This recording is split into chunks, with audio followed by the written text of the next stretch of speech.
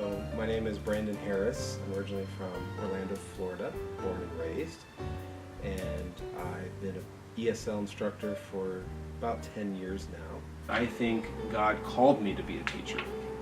And I think that He's gifted me with certain skills, mostly in personality, that are really essential, I think, to being a teacher. Students said that sometimes they have other classes they're good, but they seem to like mine, and I think it's more of a personality issue. So I really enjoy teaching. I think God called me to be a teacher and gifted me with those necessary skills to do that. And so being born, not sure, but being called as a vocation, definitely. So there's some stereotypes that I think are unfortunately true. We don't know a lot about the outside world and whatnot, and I feel like I really fell into that category. And so being a teacher of English, I've gotten to meet people from all walks of life, from various cultures, every continent represented just about, except for Antarctica. I haven't had a penguin yet.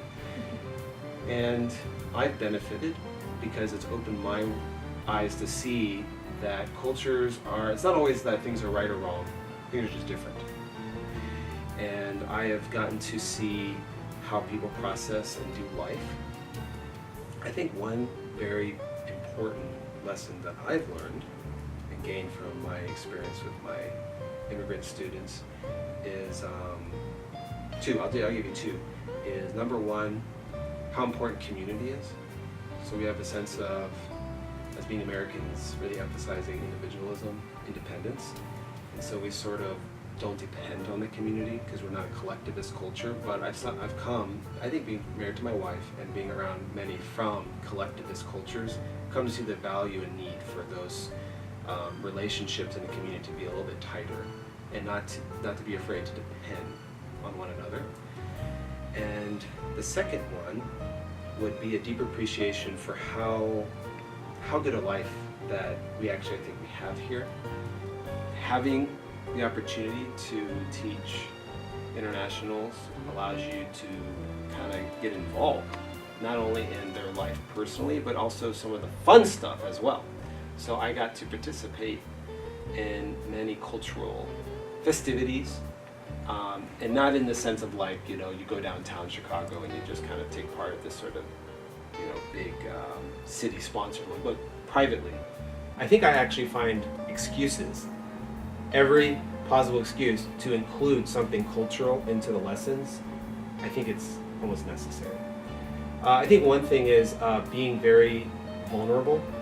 So now that I've had 10 years or more under my belt of interacting with non-Americans, very different cultures, I can kind of step back and now have a distance and actually see sort of myself, what I've been socialized into. A lot of that has to do with the fact that my wife is from Central America, and being with her and her family, and my parents are 100% American, and sort of feeling like this tension of like the middleman all the time, having to interpret and explain each party.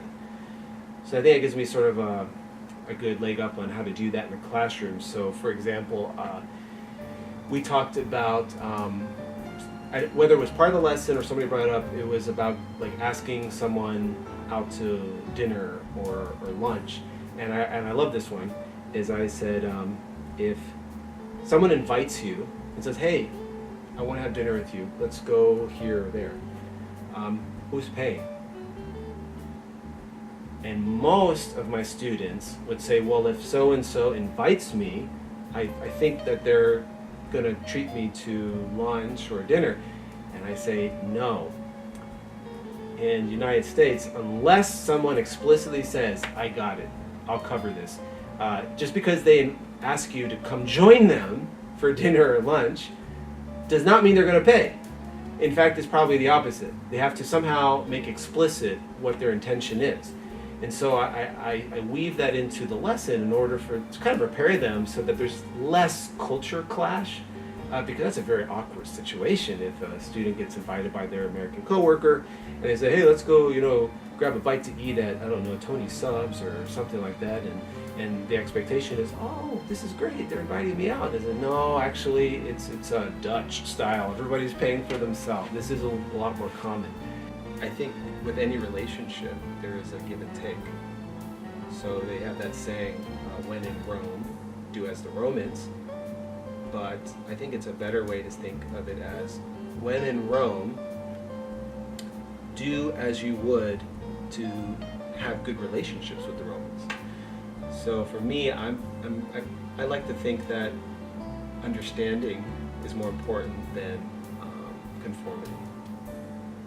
There's a lot to learn from each other, and I think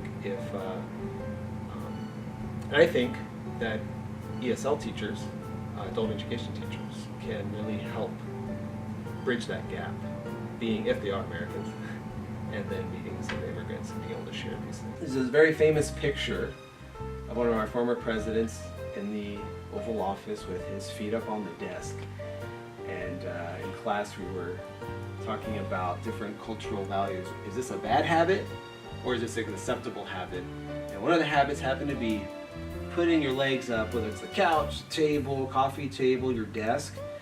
And I just remember my students just saying, that is one of the most horrible bad habits in the world. I said, well, if the President of the United States can do it, I can do it too.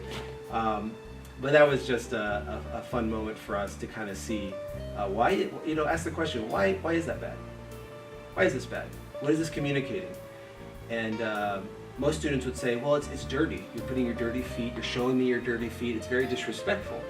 And I said, well, it's interesting because this usually doesn't happen unless there's one thing in place for Americans.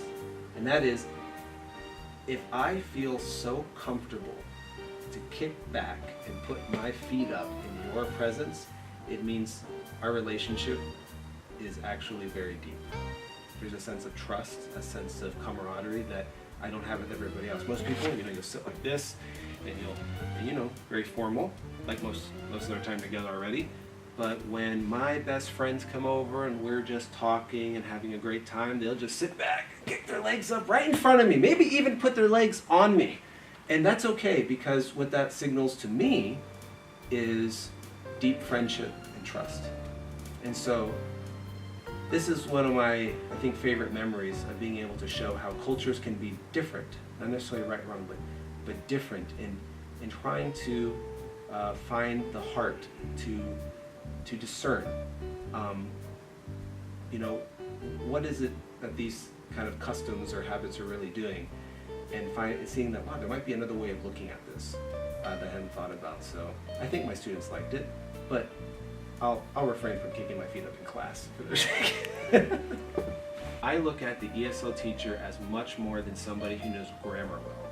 It's somebody who knows humanity well. And I think that is very, very essential, and I'm not sure I've seen that always well demonstrated or emphasized in my background. There's just some come at it as this is just a job, and I know how to spell the words, I know how to parse the verbs, I know how to construct beautiful complex sentences. That's great, but do you know how to parse this person from this country who's had this experience, who's going through this right now, trying to better their life? Can you successfully do that? Can you take the complex nature of how this group of students in your class it has this way of understanding things, they're rubbing up against this other group of students in the class? Do you know how to negotiate that so that they learn more than just being able to speak the language, but actually walk in a loving sort of relationship, that we are a community of people with the same goal, we're going to help each other? Like I said, this is where I would want to see some more improvement. I don't think I have the answers right now, but maybe one day I will.